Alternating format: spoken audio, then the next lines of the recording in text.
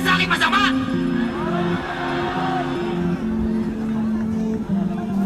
Ang pakikiramay nyo ay pagpapatuloy ng kalayaan ng Pilipinas sa korupsyon.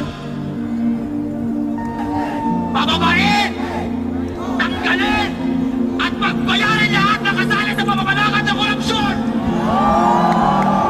Hindi ko na kayo isa-isahin. Lahat kayo!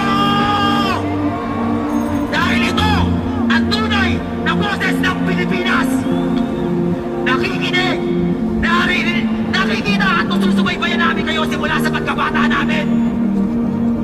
At kayo mismo ang nagsabi na kami ang pag-asa ng bayan. Kung hindi kayo titigil,